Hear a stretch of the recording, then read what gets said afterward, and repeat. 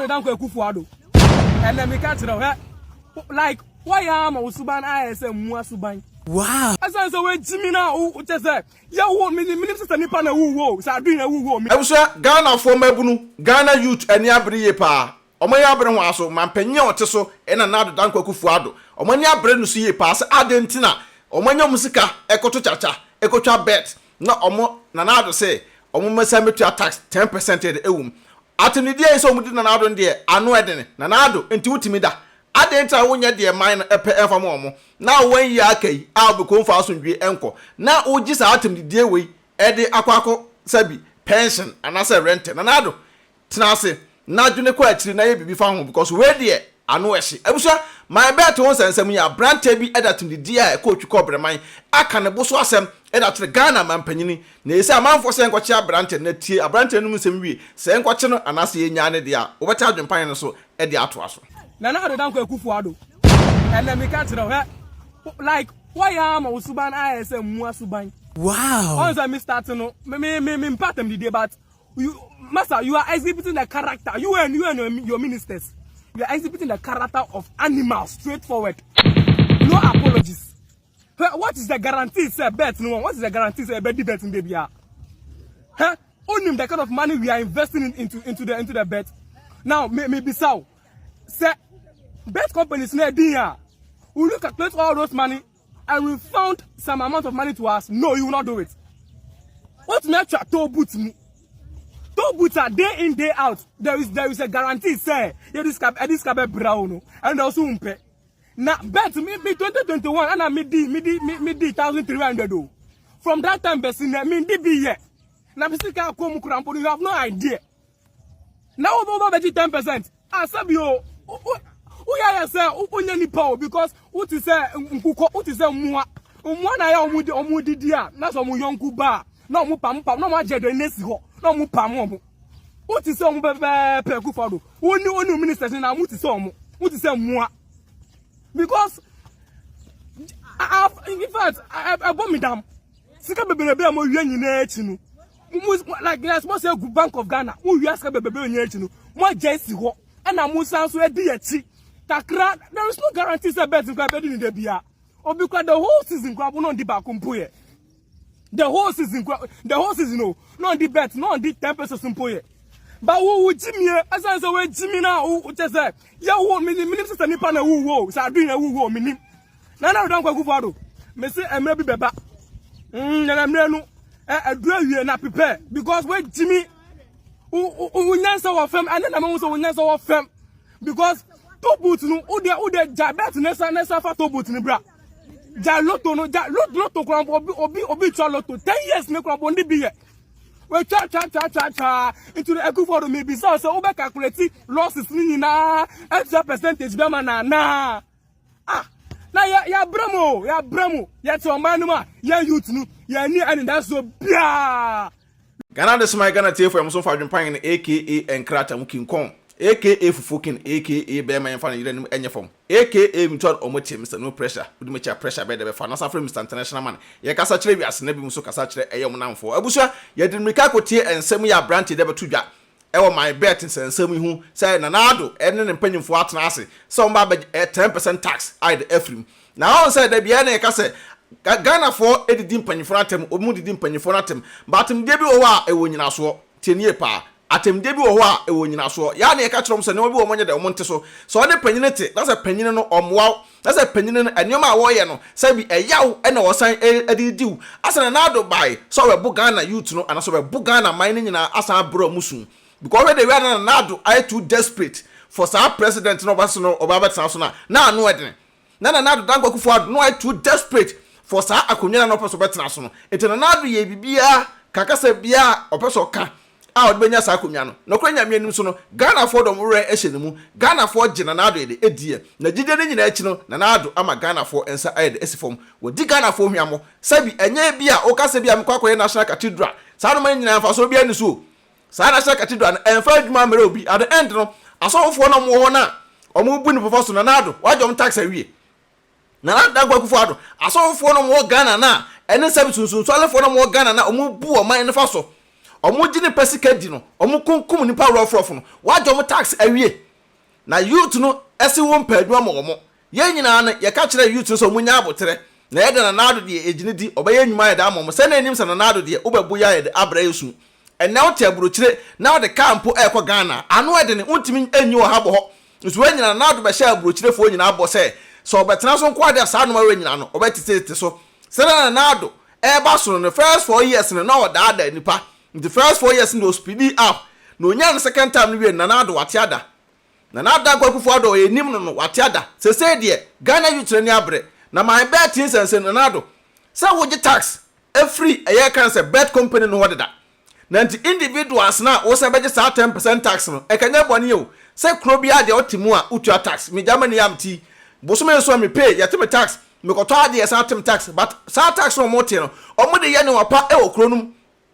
sa taxes na omo mote no omo de ye ne wapa nti me omo tem sa tax no kra me ma abonte me kasa wo ho enka me coat na kam shirt because ade scanner ye brenya no omo sa de ekro no balance ye mo de e-levy buy e-levy na buy na nado e de be mfa so pa na sa de bad na betim do sa si ubu say e-levy no tax na wo da ye sa ajapade bi say esi o my Ghana mu adwuma ene se mo pema youth no eye e say government can say workers e wo Ghana no do say mpo no mpempo e kwahye wo hyew mo say o man no mama o man na apratete mama o man na agija mo agi e-levy amoje mo se mo ba bagi e-levy say da be ya yenko e can say IMF but after e-levy ni nyina chine sa ko IMF ntinanado uno mpanyifo ade amode Ghana youth efa so ye sa no ma we say na ma obi atamfo na odi atem no sa no ma we na ma obi atamfo na odi atem because nanado menya sure say wo ma efa sa hardship we mu wo ma omo fa sa kan say abrabo di mu say yo mpanyifo na mo parliament no omo ma fa sa ade we say mu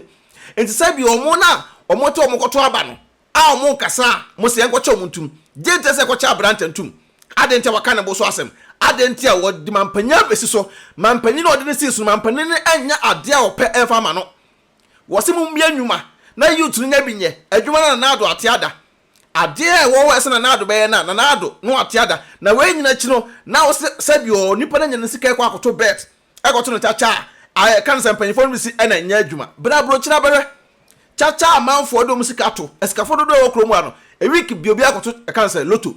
obi akotwa lotto sani po no kotwa lotto no kromwa ne agye ne ho taxa enka no because yes sad ye o man ni ye beska mu gigi nyina na nado mo so o man ni ma ye den o man ni ma ye den but her life o mu live better life ena mo na mu live ena youth no ye de ebre ntse bi abrante yin se mo kan ebi betra abonta kasa na abrante ro mu ade ena abrante didi mpanyifo atem wa beka sansem wo ye big hypocrite me ka kire because ebi atabru kire unya bia o Ghana ebi atabru kire enioma amanfo fam o Ghana no wo mfam bi ntube defend sa ade no be se panyin o tena fie me we na nka no ye bu na kawefo a o ka ho bi o panyin a o tena fie e me we na nka no ye bu na kawefo o ye dai o ka ho bi because o ya panyin na se wo tena fie me ye we na nka ye do be ka ho hwe enioma ekoso o my Ghana mu to da wo tabru kire a na se wo trans din na se wo ye japade o Ghana na we de we a se bi panyifo na mane o ma na huri eko na wo ye adwuma kra diska kofi a enso ba bia mpanyimfo a mudi Ghana kansa o man nanim no abro na ya adoso no kra de ba akopɛ yesi nso ta ponkyerene a woje wo mo we de we amma youth ni abre nka kan tete no nka akra beto atamfo adidi panyina atem sei ma panyim mu a kwantumi but anam se ne ka mmemi ka bi amamo ne baaye no ampanyimfo no so enye se youth no asede emom no ena ko fasa no ma we nyina de aba no nti na akra mu panyini so be do abro kira ye se panyi so de buoma wa na de biama no ze panyini eba na obetwa wotro a esa wo so de sa tro twa no ede ho yaw e reply no kona na do de entro betwa Ghana for no enya ntokuma me am de ho danse bi because atam ye nyina ginam e kasa e de support na nado ba nanim sa nado eba be sa de wentira me se ne no yensem na MP pa manyuko no yentwa mo because see etwa esa na nado twa to yi so koto ba ema ba omi a the same document ukoto ba ema e kan say alanchramanta the same kana Japan the same sa edan na nado esi na wonyansi nwie no so see se ba omi betena so oto asa adan so kana Japan ba beto asa adan so alan ba on so beto asa adan so it adentina sa adan ne peso obi a obeba beto aso na okuta adwene pa ewa akoma pa no yefo mahama emetena so the John Dramani Mahama and echo this time because John Dramani Mahama there or it said you your cousin china or ten was pem on some map on timid attempt rough because also the way no esiko Ghana na anu ade wa we mpa na youth no kotwetwe sekan akoye nneema bi a ensan fata ti sa my bet we hu sansem no de ezan panifon forget because 11 na ba ko hu dem dis kana ye sa 11 tax no ye hu dem dis kana ye yesu o man mu a sa bi adwuma ni o man mu sika ni o man mu yes still na no yes am meje tax na nado nti sa na ba so ba ye Ghana for sa na panifon no ba ye nto panifon we de we mu si chele hwe maami sa maami sisi da pai we ska pa maami apare gu dem hwe sika sisi da pa we apare gu dem adenta mo bu o man no ebra o musu sa enya yetime ka kire YouTube ya kasa kire YouTube ya so munya tumde ba mpanifo de mo ye enya sa my bet ya so sa ba je taxi na na do nti sa taxi ba ba ji o di sa ska no de ba de pa na ba ba ye biem IMF mo ko ye ehun ska no mo de ye dai mutimi ji ska no bo ano de gu dem abro no ba ye e na ahye mutirimma e na mo se o man no nso da bia na omo to abama mo no munyi omo sa bi munya papa ma omo to abama mo no wonu mpa no atwam mo no de na mo di si o man no so e na mo se o man no na do aden you say china on the 15th and they say amode my bet ye start china ya o and na 14th china 15th na we say amode start dey be na mpese so man ye and now table chiro bi account of Ghana now your transaction bia ni ato now your transaction bia ni ato now ko yi wo kan say momo MTN so a ni asato Vodafone ni asato che say etenko a kwase sem saa no mu ye o man no taxes nko an saa taxes we nyina no ombotom na ko ade abufu no obi ko jina trotro station so take it wo just kanu a na efa kogu nbotom sa corrupt we say corruption amamu owi e better no man na kosa busua ye nko 24 ne ye kan say obi an fa no kokromoti power enko to aba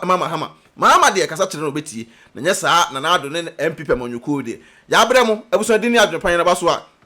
no a video na edama ye sinso tap on chene a woje wo meka for tap send edama tap edwuma de ko maso ya sena wo abroche person send this ka ko Ghana nkwa dia tap app na meka for dama first time app na be here promo code e adwene pan no ide no abo agum kama wonya discount medu we sia nyame adoma e be san ahia bi ye mo mpa ye mo my Ghana na de Ghana e ko no de anu edene na nado asofo no wajom tax awi malam fo no wajom tax awi mo ma o man no sebi ye ho entoye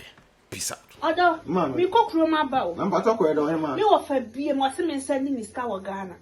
Ma me na so wo fa send ni ska ni kwa so kokro. Na ma ye ne dey. Tina fi na send there. E kwa bet na me. Me announce tap nka. Dia. Tap send. Na no so ye dia. Apo aba obi ada no dugu no phone so. Na wo dey register the send ska kofi. Ayente na hwe. Sa. Na wo kwa bo ko trace ka extra. Ma me sraw. Me kan for tap send amount. So you so iPhone and also betam no akọ App Store no download the Google phone so Android phone so no akọ Google Play no download the Google phone so mesrew and I will send so mesrew o first transaction be no we so wo hia promo code no so ba adwempahene adwempahene e da Google yes ntimpacho wo bogu a wo Europe nko da wo benya €5 free before the some party for some can tap send edamount wo America so ne Canada dia mama $10 to miss now man ha oba ho for say enko abonte no bi akoso pe mpacho wo biara no na eko some nko abonte dem ma download this see atena fie mpacho na relax na won say mpie ko abonte bi me hu say me ko abonte mama na dia I am the crumple say first for no musu credit card nko a and na dia tap Paul amante mo say dikanfo obehu ye mobo wo se unsu normal bank card utimi dey register SMS ka ko fi asem atadwe yate dene ti tap aba ama hiafo se send this kan ko Ghana na rate no so kama yenche bi bia mama mesraw me ka fama on se wani age ni anu ni me ro ye bad power and tentem ti mesraw promo code bogum na ho hia me adwempine ai na nya €5 free ano mo Canada so ni US so benya $10 say your day me ade afo de uni se me ai na tap ya kama tap send abusia rate mo hene adwempahene otwa supre kwabrafo waye kwa bibrim han bafo otwa burumu wode putupuriye buraburu ma mansan wo fufuo tom tibi